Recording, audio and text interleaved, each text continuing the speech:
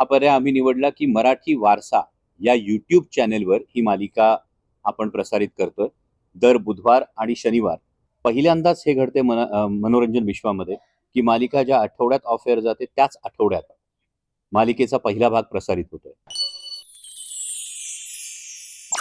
मी सावित्रीबाई ज्योतिराव फुले ही मालिका जेव्हा बंद करण्याचा वाहिनीने निर्णय घेतला आणि त्याविषयी जे कारण देण्यात आलं, खरं तर त्या फार खोलात जाण्याची आवश्यकता नाहीये.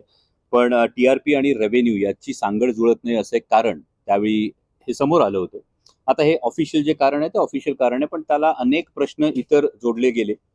ते प्रश्न असे होते की मग याच्या आर्कायव्हल व्हॅल्यूचं काय? मग याच्या डबिंग व्हॅल्यूचं काय? मग याच्या परसेप्शन व्हॅल्यूचं काय? या सगळ्या गोष्टी जेव्हा समोर आल्या, त्यानंतर महत्वाचा मुद्दा हा निर्माण झाला की महात्मा ज्योतिराव फुले यांची 200वी जन्मशताब्दी साजरी होत असताना त्या वर्षात ही मालिका जर बंद होत असेल, तर एक मराठी माणूस म्हणून, एक महाराष्ट्राचा नागरिक म्हणून अंतर्मुख होऊन विचार करणं गरजेचं आहे की ही मालिका बंद कशी काय होऊ शकते. आणि त्याच वेळी महाराष्ट्रभरातल्या प्रेक्षकांनी फोन कॉल असतील, मेसेजेस असतील, व्हॉट्सअप मेसेजेस असतील, सोशल मीडियावर व्यक्त होणं असेल, यांनी भरभरून ही गोष्ट सांगितली की आम्हाला हा इतिहास बघायचा आहे. आणि मग माध्यम शोधणं सुरू झालं आणि त्यामध्ये हा पर्याय आम्ही निवडला की मराठी वारसा या यूट्यूब चॅनेलवर ही मालिका आपण प्रसारित करतोय. दर बुधवार आणि शनिवार अशा आठवड्यातून 2 दिवस सुरुवातीला ही मालिका असेल. जसं आपण म्हणालात कल्पेश, त्या पद्धतीनं हा एक पहिला प्रयोग आहे. आणि मी आपणा सर्वांचं मनापासून आभार मानतो की तुम्ही सगळ्यांनी या गोष्टीला जे सुरुवातीला मांडण्याची संधी दिली, त्यामुळे यातला प्रतिसाद हा आणखी वाढत गेला आणि पहिल्यांदाच हे घडते मनोरंजन विश्वामध्ये की मालिका ज्या आठवड्यात ऑफ एअर जाते त्याच आठवड्यात मालिकेचा पहिला भाग प्रसारित होतोय. आणि आज 20 जूनला मालिकेचा पहिला भाग प्रसारित होईल. आणि जेव्हा पहिला प्रोमो हा आउट झालाय, आता तुम्ही बघत असाल तर जवळपास 5.5 मिलियन व्ह्यूज या पहिल्याच प्रोमोला आहेत. आणि त्यामुळे महाराष्ट्राला ही मालिका बघायची आहे, महाराष्ट्राला हा इतिहास बघायचा आहे आणि त्यासाठीचा आता पर्याय खुला आहे, तो म्हणजे मराठी वारसा. या मालिकेबरोबर इतर अनेक विषय आहेत. इतर 5 विषय आत्ता विचाराधीन आहेत आणि त्या टप्प्यावर ती गोष्ट सांगेल. आणि एवढंच नाही तर सावित्रीबाई ज्योतिराव फुले ही मालिका आत्ता मराठी भाषेमध्ये प्रसारित होईल. पण त्यानंतर हा इतिहास देशभरात पोहोचण्याच्या दृष्टिकोनातून ती हिंदी, इंग्रजी, तमिळ, तेलुगू आणि बंगाली या 5 भाषांमध्ये आपण ती डब करणार आहोत. जेणेकरून सावित्रीमाईंचा इतिहास आणि क्रांतीसूर्य महात्मा फुलेंचा जो इतिहास आहे, जो स्त्री स्वातंत्र्याचा पहिला हुंकार आहे 19व्या शतकातला, तो संपूर्ण देशभर पोहोचेल. हे एक फार मोठं शिवधनुष्य आहे. कारण ऐतिहासिक मालिका करत असताना एकतर YouTubeवर येतोय म्हणून अनेकांनी मला असा प्रश्न विचारला की मग काही थोडं आपण कॉम्प्रोमाइज करणार आहोत का? तर उलट आपण आणखी दिमागदार करतो. म्हणजे आधी एक एपिसोड पूर्ण होण्यासाठी साधारणतः सव्वा ते दीड दिवस जर टेलिव्हिजनवर लागत होता, आता जो पहिला एपिसोड झालाय त्याला आम्ही 4 दिवस घेतलेले. त्यामुळे त्यातलं टेकिंग तुम्हाला बदललेलं दिसेल, त्यातली भव्यता तुम्हाला ही आणखी वेगळी दिसेल, जी प्रोमोमध्ये सुद्धा तुमच्या लक्षात आली असेल की ही भव्यता ही एका वेगळ्या पातळीवर आपण नेतोय.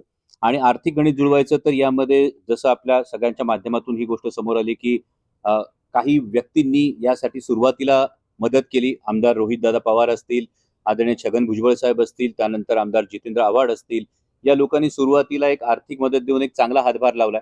त्यानंतर YouTubeचा जो काही रेव्हेन्यू आहे, त्यापैकी आपल्यापैकी बरेच जण YouTubeचा रेव्हेन्यू हा पुरेसा नाही, तुमच्या प्रश्नामध्येच ही गोष्ट ही मान्य आहे, ही गोष्ट समोर येते ती म्हणजे YouTubeचा जो रेव्हेन्यू आहे, हा YouTubeचा रेव्हेन्यू हा तितका मोठा नसतो जो मालिकेचं संपूर्ण बजेट पाठिंबा देऊ शकेल. पण तिसरी गोष्ट महत्वाची आहे ती म्हणजे महाराष्ट्रातल्या अनेकांनी ही इच्छा व्यक्त केली की आम्हाला या मालिकेसाठी काहीतरी योगदान द्यायचं.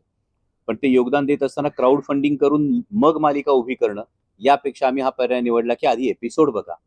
तो एपिसोड पाहिल्यानंतर तुम्हाला त्याचा सगळा अंदाज येईल आणि मग त्याच्यावरचा जो पेमेंट गेटवे असेल, एपिसोडच्या कमेंट सेक्शनमध्ये आणि YouTube चॅनलच्या डिस्क्रिप्शनमध्ये सुद्धा एक पेमेंट गेटवे असेल. या पेमेंट गेटवेवर ज्यांना ही मालिका आवडली, ज्यांना आर्थिक योगदान द्यायचंय, ते स्वेच्छेनं जे हवं ते योगदान देऊ शकतील. यात एक महत्वाची भावना अशी आहे की आत्तापर्यंत मालिका ही वाहिनीची होती. आता मालिका महाराष्ट्राची होणार आहे आणि त्यामुळं महाराष्ट्राची मालिका आहे ही महाराष्ट्रानं पुढे चालवायची आहे या भावनेतून लोक स्वेच्छेनं अनेक जण ही देणगी द्यायला तयार आहेत आणि त्यासाठी त्याचा एक मोठा फायदा होईल.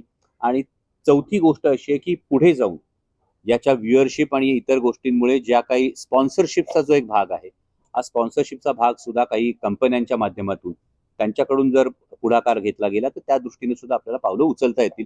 अशा 4 पिलर्सवर ही गोष्ट पुढे होते आणि ती होईल याचा मला विश्वास आहे. कारण माझं म्हणणं आहे की जर हेतू शुद्ध असेल तर नक्कीच तुमच्या प्रयत्नांना यश मिळतं. जेव्हा ही मालिका बंद होते आणि आपण या पद्धतीने युट्यूब चॅनलवर ही मालिका करतो आहोत हा निर्णय घेतल्यानंतर सगळ्या कलाकारांशी मोकळा संवाद आम्ही केला की ज्यांना या व्हेंचरमध्ये पुढे यायचंय त्यांनी या व्हेंचरमध्ये असावं. ज्यांना या व्हेंचरमध्ये येण्यासाठी प्रत्येकाच्या काही वेगळ्या अडचणी असू शकतात, प्रत्येकाचे काही वेगळे प्रेफरन्सेस असू शकतात.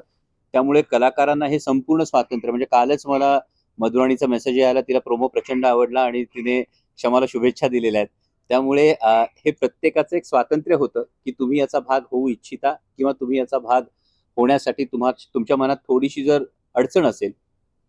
कारण मधुराणी एका वाहिनीचा खरं तर फेस आहेत आणि त्यामुळे कदाचित हा निर्णय घेत असताना तिला इतर गोष्टींची जी काही गणित होती या गणितांमुळे तिने सांगितलं की माझ्या शुभेच्छा आहेत आणि मग नवीन सावित्रीमाईंसाठी शोध सुरू झाला. आणि क्षमाचं मी मनापासून कौतुक करेन की तुम्हाला पहिल्या एपिसोडमध्येच ती गोष्ट जाणवेल की किती समरसून सावित्रीमाईंची भूमिका क्षमा देशपांडे साकारतात. नॉर्मली डेली सोप्समध्ये कलाकारांचं कॉन्ट्रॅक्ट हे प्रोड्युसर बरोबर असतं, परंतु काही कलाकारांचं असं असतं की वर्षानुवर्ष एखाद्या वाहिनीवर काम केल्यानंतर त्या वाहिनीशी असणारं एक असोसिएशन किंवा काही कलाकारांच्या मनात ही भावना येऊ शकते की जर इथे बंद झालं आणि जर मी तिथे काम केलं तर काही गैरसमज तयार होतील का. तर हे स्वातंत्र्य कलाकारांना दिलं गेलं पाहिजे असं माझं मत.